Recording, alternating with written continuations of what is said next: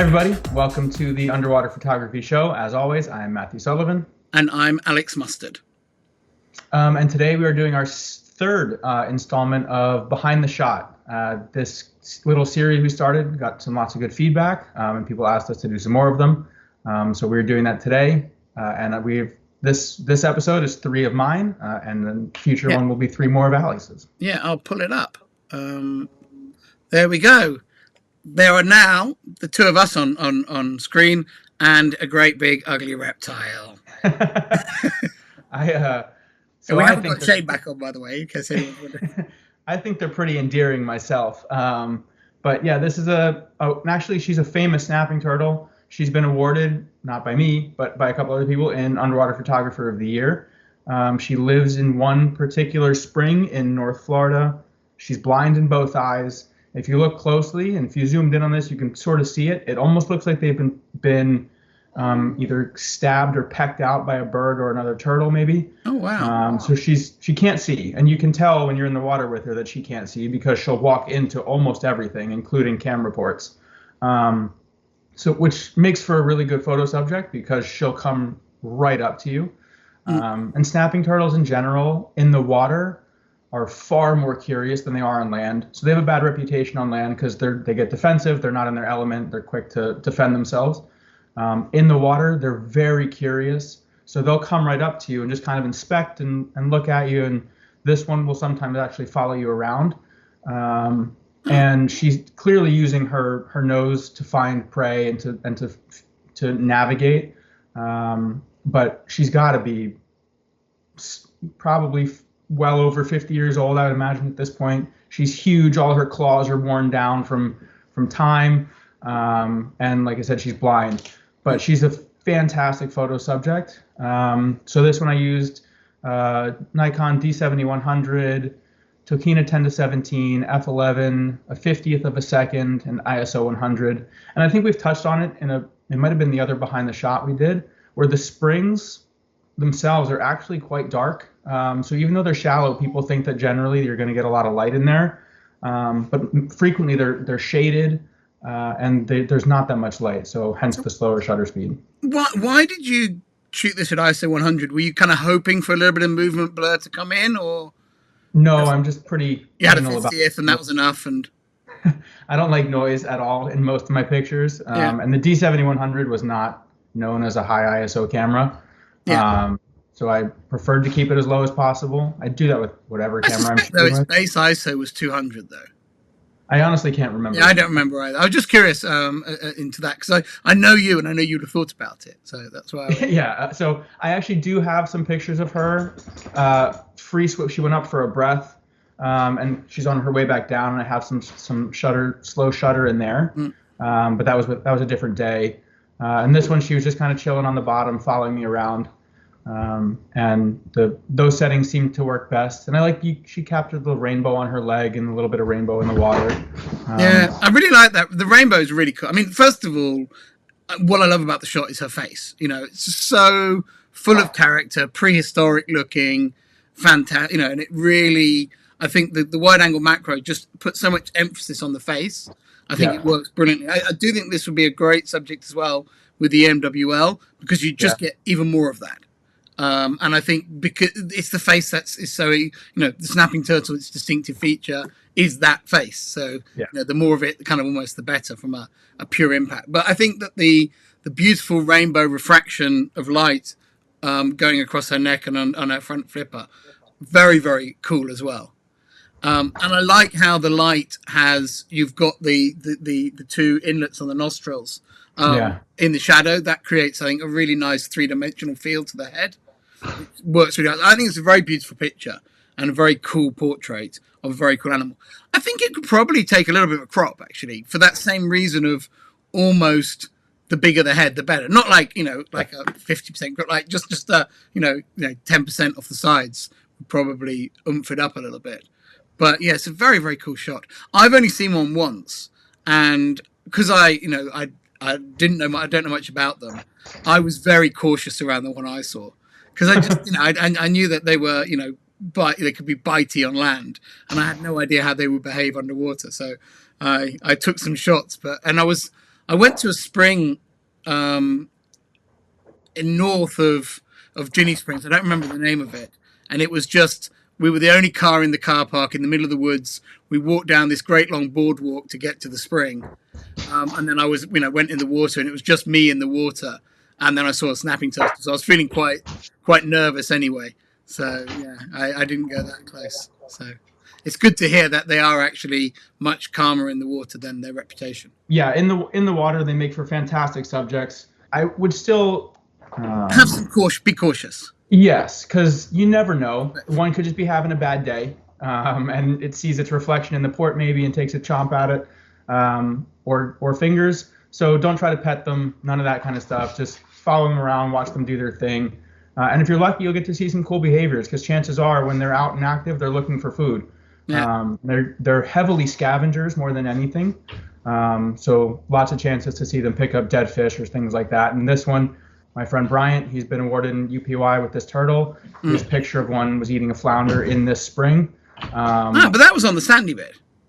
Yes. So this spring is unfortunate. It's popular, but unfortunately, it's pretty unhealthy at this point. There's a ton of whatever this algae is that has coated 95% of the area outside of the actual spring head. Yeah. Nothing eats it. It suffocates all the grass. They've tried to do seagrass restoration in there. It hasn't worked. So, I guess it's probably, I mean, not knowing, but, agricultural runoff getting into the water, boosting nutrient levels. So fortunately, there's still lots of life in there, but it is not the healthiest of springs anymore. Right, let's move on to the next one. Otherwise, we're going to talk about this beast for a whole episode. This next one is my favourite of the three, and it's this fantastic shot of this swimming crab racing across the seabed, but brilliantly backlit.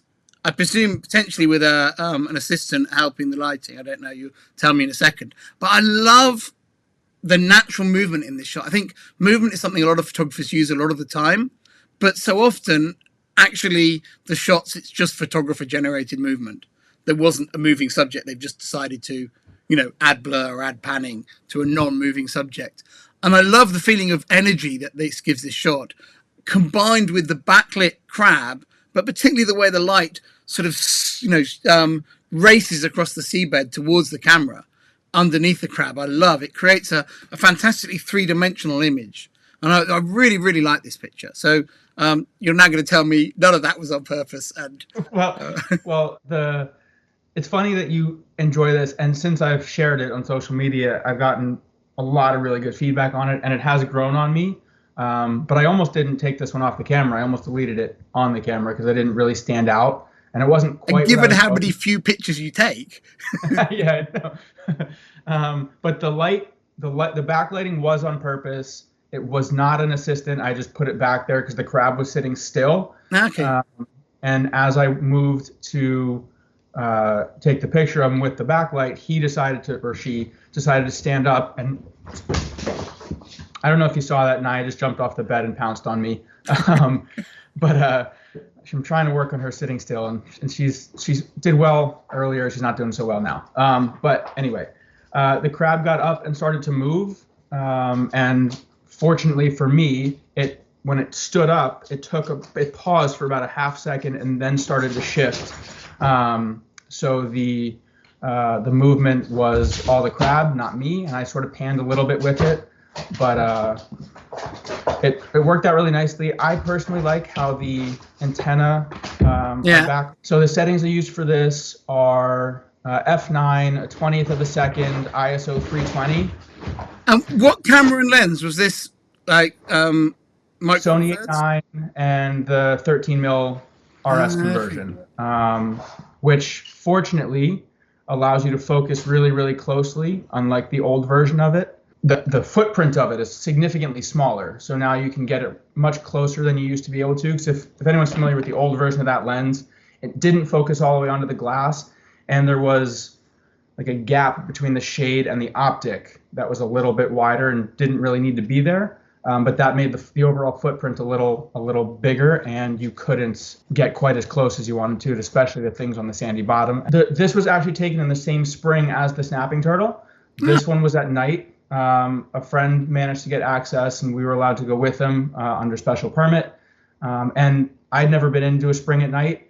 It is completely different than during the day.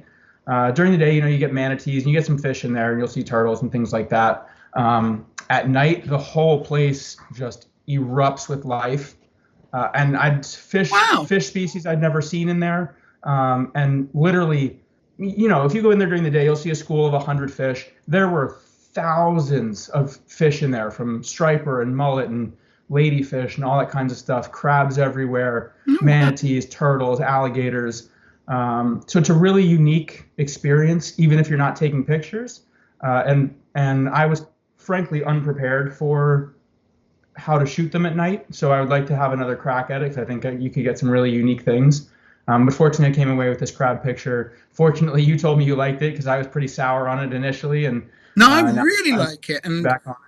I think it's made by the backlighting. Yeah, for sure. Because I have some other ones without the backlight. And it's like, it's a picture of a blue crab, and it's a fine portrait, but it's not anything that I would necessarily share or be happy with. So I'm happy this one turned out, and I'm glad you liked it, and that I decided to put in the time to process it properly and share it.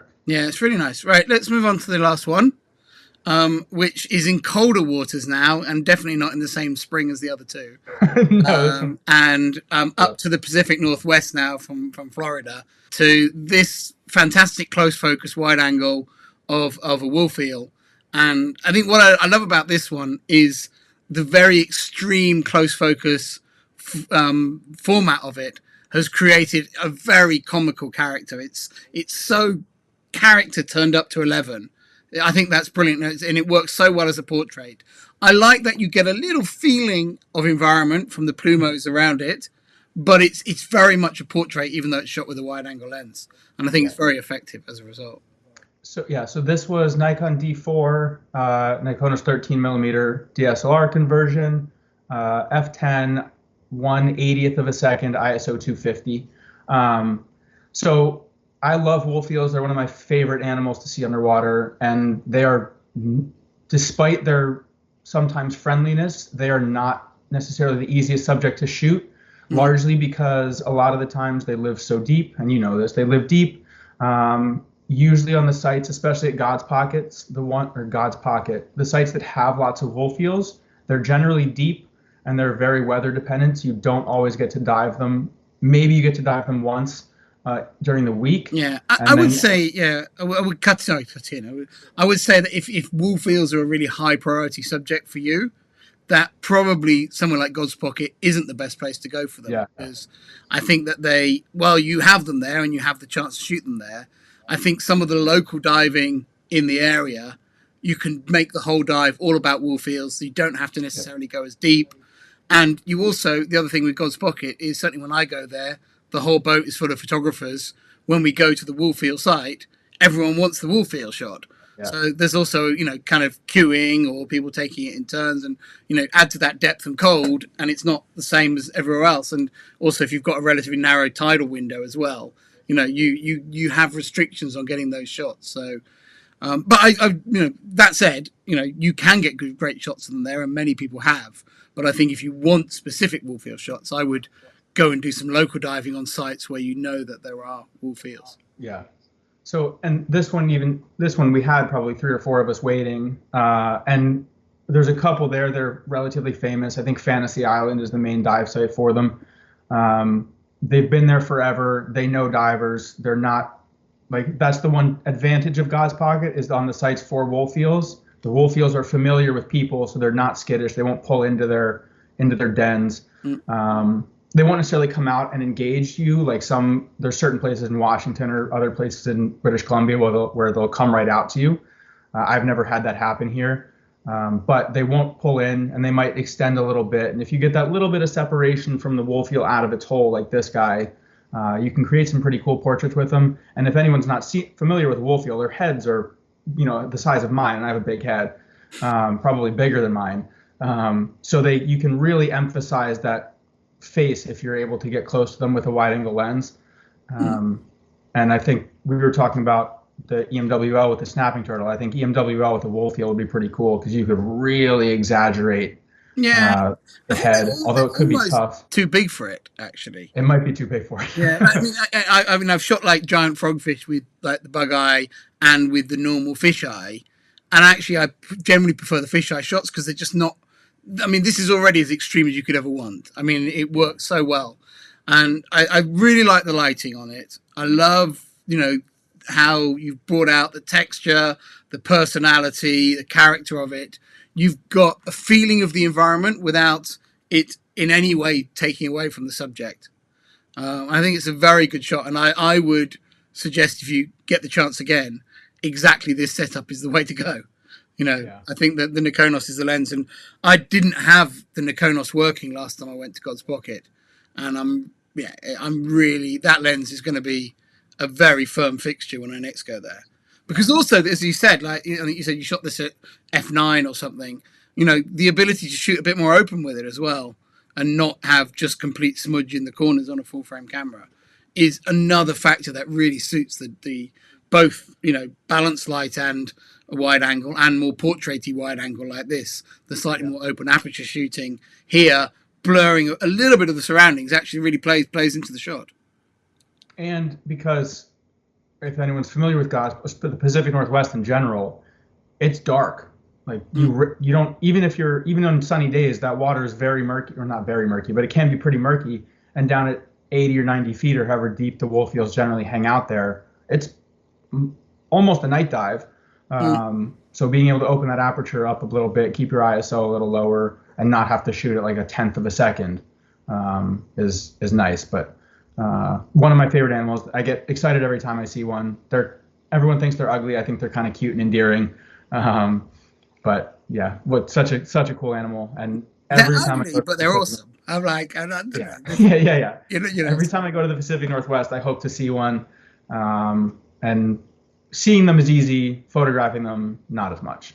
Yeah. Well, fantastic. I think then, if I can bring us back up on full screen, that is a great place to wrap up. Thank you, everyone, for watching the Underwater Photography Show, and we'll be back again soon. Goodbye.